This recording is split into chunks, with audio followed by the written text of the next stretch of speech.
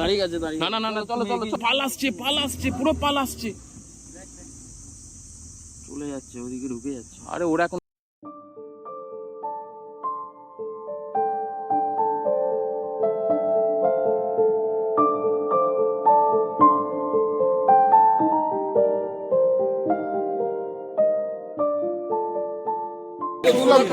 এই পরের গাড়িগুলো রেডি হচ্ছে, আমরা পরপর বেরাবো এখন। 4টের সাফারি। দারুণ। আমাদের এই সাফারি শুরু হলো, সানসিটি রিসর্ট থেকে বেরাচ্ছি এখন। হ্যাঁ ঢুকে দাঁড়াও। লাটাগুড়ি গরুমারা ফরেস্ট। ভিডিওটা কোয়ালিটিটা দেখ, কথা বলবে না বেশি। এখানে আরেকটা রিসর্ট রয়েছে, এর আগে আরেকটা রিসর্ট, ওই আগের রিসর্টটাতে আমাদের কলিগরা রয়েছে।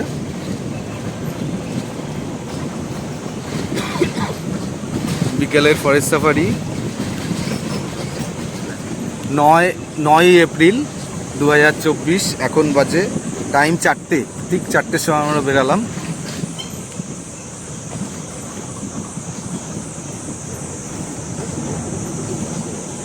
খুব জার্কিং হতে চলেছে, বুঝতেই পারছি। হ্যাঁ হ্যাঁ, নাম ড্রিমল্যান্ড। এই রিসর্টটার নাম হচ্ছে ড্রিমল্যান্ড। এখানে আমাদের বাকি কলিগরা রয়েছে। অন্য ডিভিশনে এখানে বোটিংয়েরও একটা জায়গা আছে, এখন বন্ধ আছে। আমাদেরটাও বোটিং হয়, কিন্তু জল নেই বলে বোটিং হচ্ছে না। স্বর্গ থেকে বলো ব্যালেন্সটা মেনটেন করতে।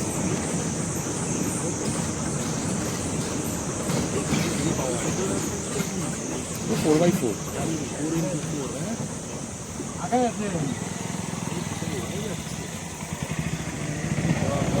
ওই তো সোমনাথ দা দাঁড়িয়ে।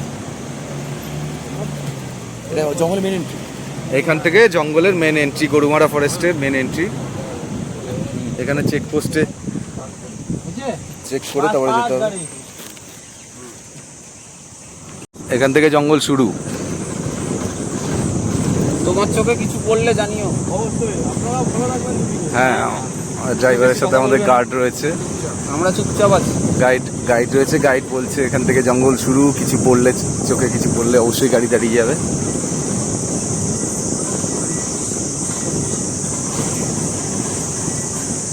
সুদেবই মেরে ফেলবে পশুদের।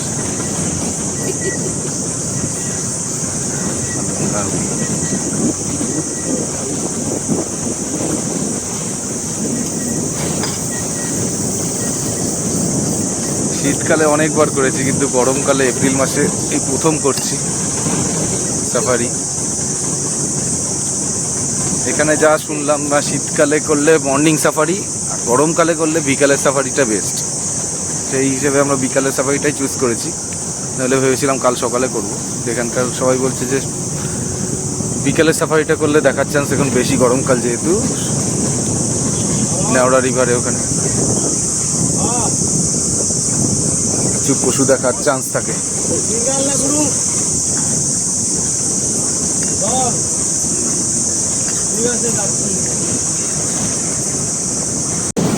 এই যে আমরা যাচ্ছি 6 জন মিলে আমাদের সাফারিতে। হিউজ এনজয়মেন্ট, এক্সিলেন্ট লাগছে।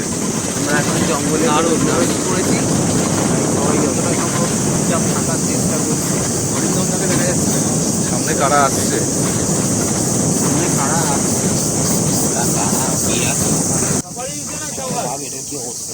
হ্যালো, আরে সাফারি উঠছে না, টাওয়ার উঠছে রে। হ্যালো হ্যালো,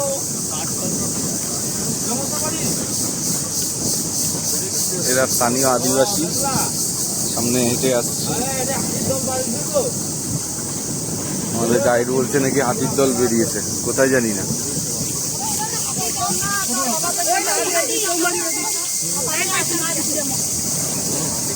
হাতি নাকি সামনে বলছে, ওরা হাতি দেখে পালিয়ে আসছে। ফরেস্টের মানে আদিবাসীরা যেতে না করছে, আমাদের ড্রাইভার তাও নিয়ে যাচ্ছে। দেখি কি দেখা যায়, রোমাঞ্চকর জিনিস।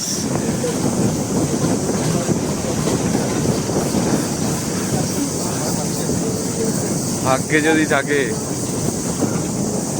সেই ভাগ্য সুভাগ্য না দুর্ভাগ্য জানি না।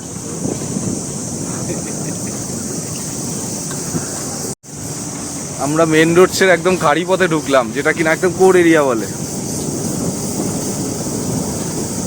ওরাই বলতে পারবে, গাইড বা ড্রাইভার, ওরা রেগুলার আসে। অন্ধকারে পিছিয়ে গেলে কি হবে? এইসব জায়গায় ঢুকে গেলে বেরোতে পারবো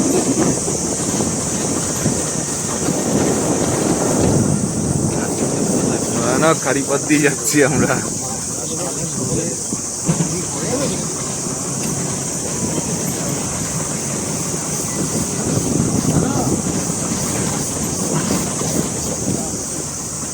সামনে রাস্তাটা দারুণ লাগছে, দারুণ সত্যি।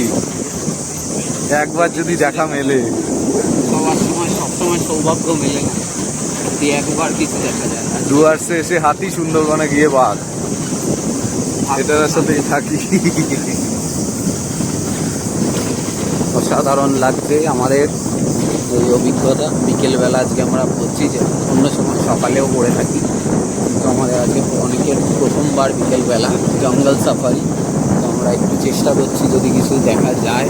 ড্রাইভার দাদাকেও বলা হয়েছে আমাদের সজাগ করতে, কিন্তু তারা সবসময় আসে রেগুলার সাফারিতে।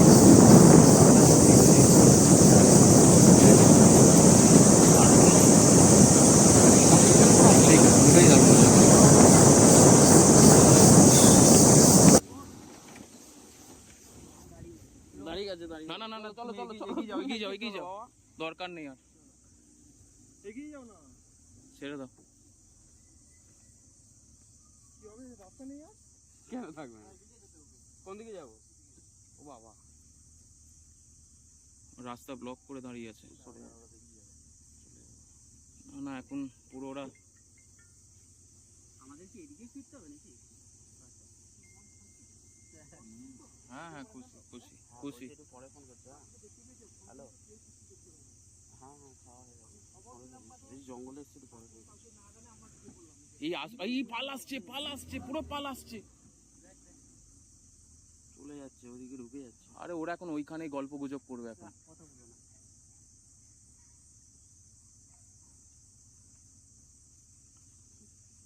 ঢুকে যাচ্ছে।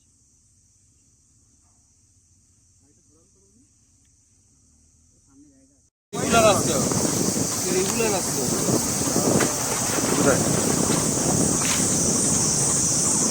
আর পেছনে আমাদের কলিগের গাড়ি আসছে।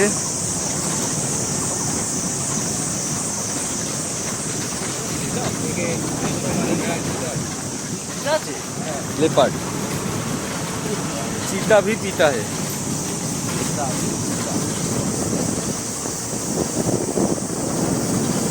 হেঁটে হেঁটে যান, অনেক কিছু সামনে থেকে তোকেও না দেখা যাবে, কিছুক্ষণ পর আমাকেও দেখা যাবে না, আর কোথাও দেখা যাবে না।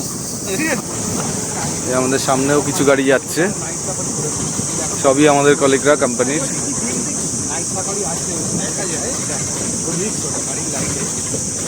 টোটাল আমাদের 6টা গাড়ি বেরিয়েছে।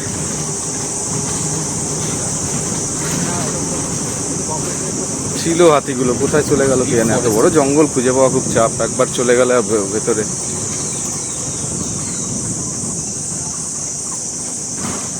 তবে বনের পরিবেশে চলার মজাই আলাদা, যেটা আমরা মিস করি সবসময়। হ্যাঁ, এই সামনে একটা বনের মধ্যে গ্রাম পড়ছে। গ্রামের আদিবাসীদের মেন উপজীবিকা হচ্ছে এই চা চাষ।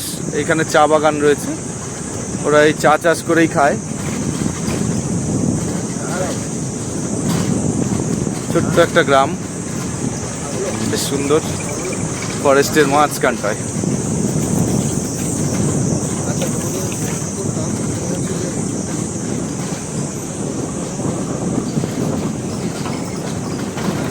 দারুণ, এসেছিলাম তো।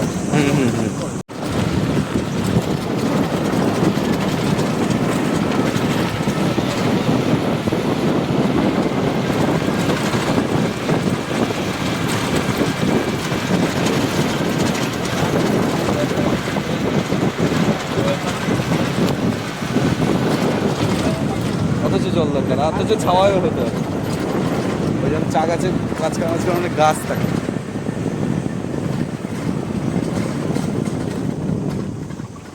বাবা ভেঙে ধসে পড়েছে এই জায়গাটা। এই ময়ূর ডাকছে, এই যে গাছে আছে, কি সুন্দর ডাকে না? সত্যি একটা রোমাঞ্চকর এই ডাকগুলো। ডাক বাবা, একবার ডাক।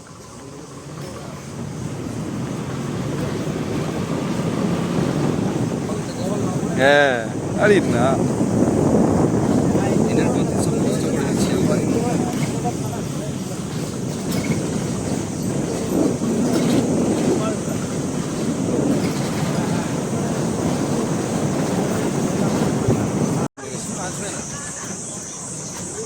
এখানে জঙ্গলে আগুন লাগিয়েছে বেশ কিছু জায়গায়। আগেও দেখছিলাম যে ঘাস নিচের আগাছাগুলো পুড়ে পুড়ে রয়েছে, তাই ভাবছিলাম যে কি করে আগুন লাগলো। তো এখানে দেখছি এই যে এইভাবে আগুন লাগানো হয়েছে, নিচের আগাছাগুলোকে পোড়ানো হচ্ছে।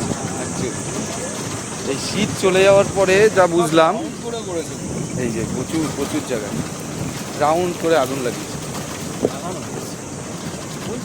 যা বুঝলাম এখানে শীতে আগাছাগুলো যেগুলো নিচে পড়ে থাকে ওগুলোকে মারার জন্য এই আগুন লাগিয়েছে, যাতে এখানে 87 প্রাণীগুলো প্রপার গাছপালা সব ইয়েগুলো পায়, আগাছাগুলো সবুজায়ন পায়। কারণ শীতে যেগুলো ঝরে পড়েছে সেগুলো পুরো মাটিকে গ্রাস করে নিয়েছে, সবুজায়নগুলোকে গ্রাস করে নিয়েছে, সেগুলোকেই পুড়িয়ে দেওয়ার জন্য এগুলো করা হয়, যাতে তাড়াতাড়ি এর মধ্যে আবার সবুজ ঘাসপালা ওঠে, আগাছা জঙ্গল ওঠে।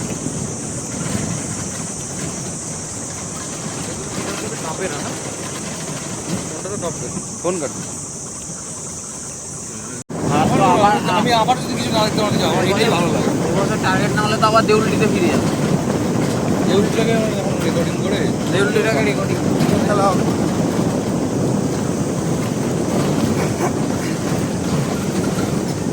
আমাদের সাফারি প্রায় শেষের দিকে, এখন 4:52 বাজে। কোটায় লাস্ট? এটা না, এই 6টা বন্ধ রাত।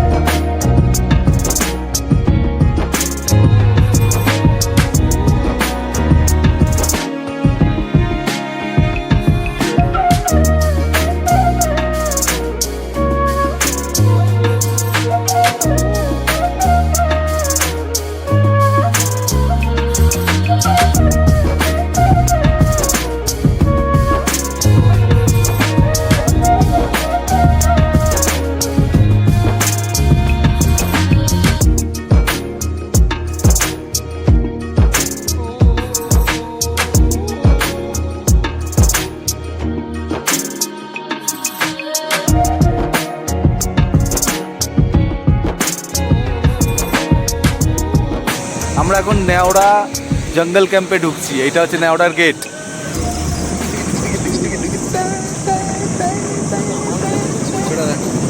হ্যাঁ,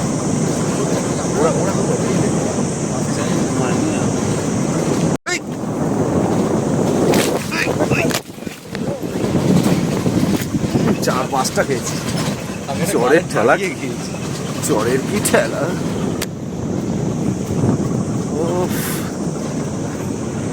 নদীর জলই বা দারুণ একটা সানসেট হচ্ছে নেওড়া জঙ্গল ক্যাম্পের ভিতর, নেওড়া রিভারের কাছাকাছি প্রায় এটা।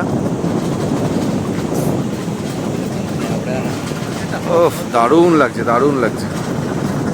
অতুলন তোদের দারুণ, দারুণ দারুণ দারুণ দারুণ দারুণ অপূর্ব। আমরা এখন নেওড়া রিভার হ্যাঁ, ক্যাম্প রিসর্টে এসে গেছি। এটা গভর্নমেন্ট প্রপার্টি, ইকো ক্লাব। এখানেও থাকার সুবন্দোবস্ত আছে নেওড়া রিভারের পাশে। এখানে একটা ওয়াচ টাওয়ার রয়েছে, পাশে নেওড়া রিভার দূরে যাবো আমরা, দেখাচ্ছি।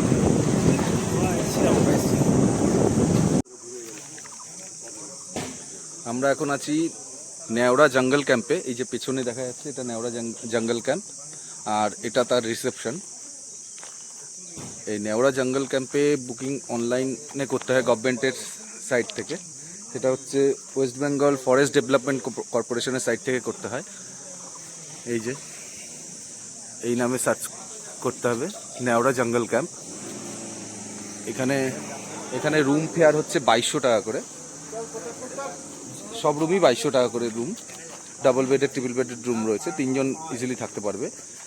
খালি 2টো বাংলো বাদ দিয়ে বাকিগুলোর বুকিং কম্পালসারি থাকে। 2টো রুমের বুকিং যদি করাও হয় কোনো এমার্জেন্সি পারপাসে, সেগুলো ক্যান্সেল করে দেওয়া হয়। বাকি রুমগুলো আপনি বুকিং করলে সেগুলো পাবেন। আর এখানে নিয়ারেস্ট রেলওয়ে স্টেশন হচ্ছে নিউ মাল জাংশন, জলপাইগুড়ি স্টেশন। ওখান থেকে নেমে আপনারা জিপ করে চলে আসতে হবে, জিপে করে। একদম এটা নেওড়া জঙ্গলের পাশে। এই যে এটাই নেওড়া জঙ্গল, পেছনে নেওড়া রিভারটাও রয়েছে। এদিকে নেওড়া রিভারটা আছে। এই টোটালটা কিন্তু ইলেকট্রিক ফেন্সিং করা আছে। এখানে প্রায়শই হাতি বা বাইসন তো দেখা যায়ই, কালকেও দেখা গেছিল। এই যেগুলো হচ্ছে ইলেকট্রিক ফেন্সিং করা।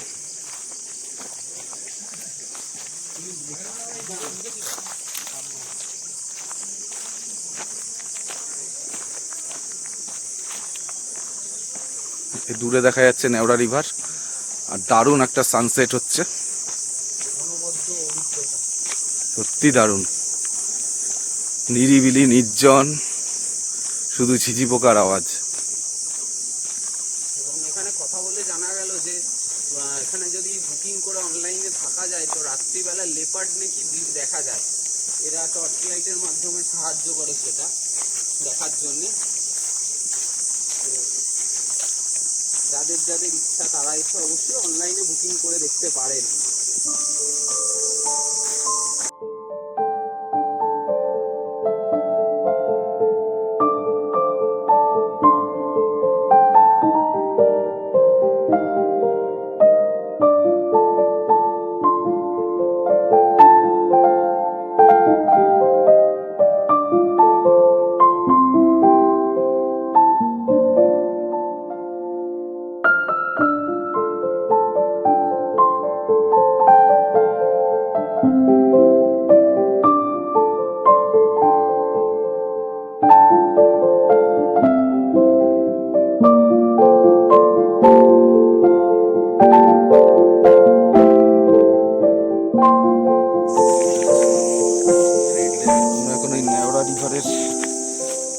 নামছি এখন নেওড়া রিভারের ওখানে, নিচে নামলাম।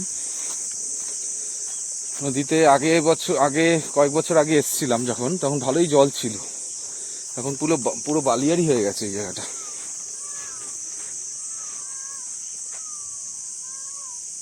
কি ডাকছে জানো? কি ডাকছে এগুলো? ও আচ্ছা, এই নদীটাতেই বাইসন, গন্ডার, হাতি এগুলো জল খেতে আসে। সামনে কিছুটা জল আছে, অনেক দূরে, অনেকটা দূরে জল রয়েছে।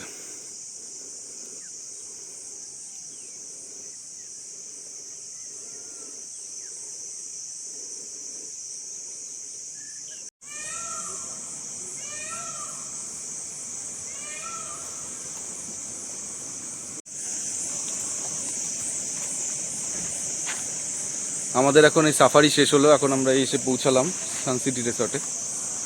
এখন বাজে 6:15। মোটামুটি 4টায় বেরিয়েছিলাম, 2 ঘন্টা 15 মিনিট। আমাদের বেশ কিছু স্পেশাল জায়গায় নিয়ে গেছে যেগুলো অন্যদের নিয়ে যায়নি। লাস্ট 6টা গাড়ির মধ্যে 3টে গাড়ি আমরা ওখানে গিয়ে পৌঁছেছি। নেওড়া রিভার ক্যাম্পের ওখানে অনেককেই নিয়ে যায়নি। তো এখন এই আসলাম, বেশ চতুর্দিকটা আলো ঝলমল করছে, বেশ সুন্দর লাগছে জায়গাটা, এই রিসর্টটা পুরো।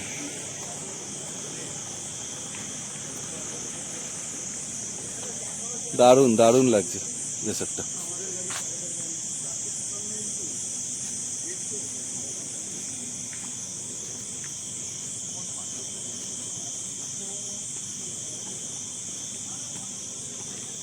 অনেক বড় এরিয়া নিয়ে রিসর্টটা।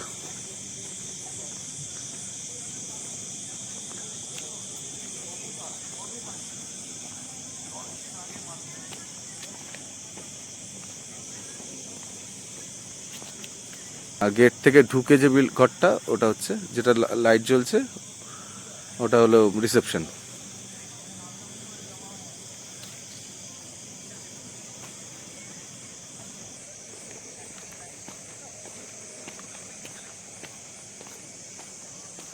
এই পাশ থেকেও একটা ব্রিজ রয়েছে, এরকম ওই দিক থেকেও আরেকটা, জাস্ট ওই দিক থেকেও একটা ব্রিজ রয়েছে, দুটো ব্রিজ রয়েছে এখানে।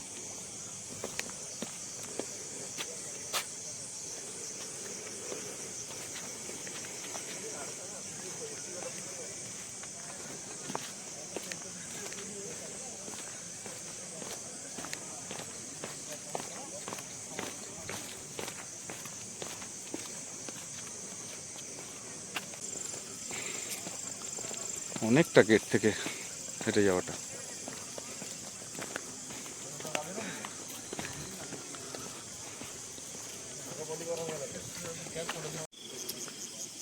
সন্ধেবেলায় আমাদের রুম বা রিসর্টটা কটেজগুলোর যে ভিউ, এটা হচ্ছে সেটা।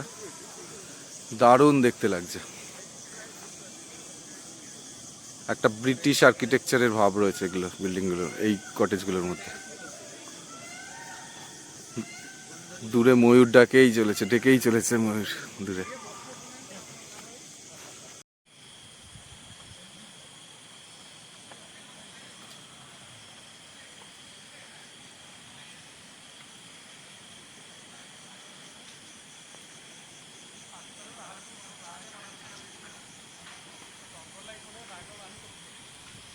আমরা এখন ডিনার করতে এসে গেছি।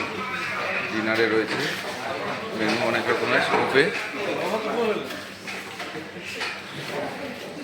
বাকিদের ডিনার হয়ে গেছে।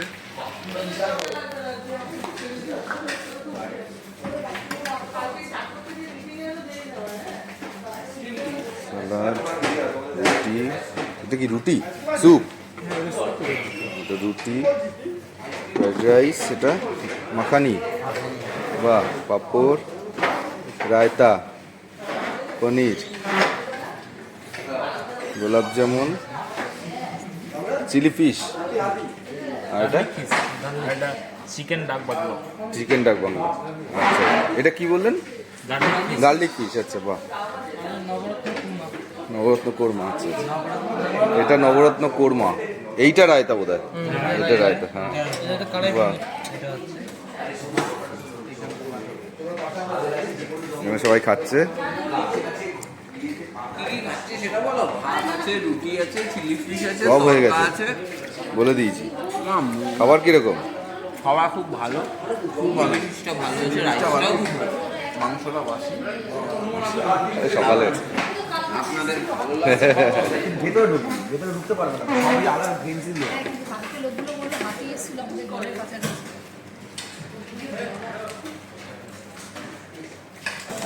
আমি আমার খাবার নিয়ে নিয়েছি, খালি চিকেনটা নেওয়া হয়নি, ওটা পরে নিচ্ছি।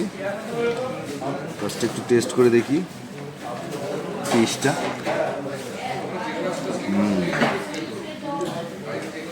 দারুণ। আর এটা পনির।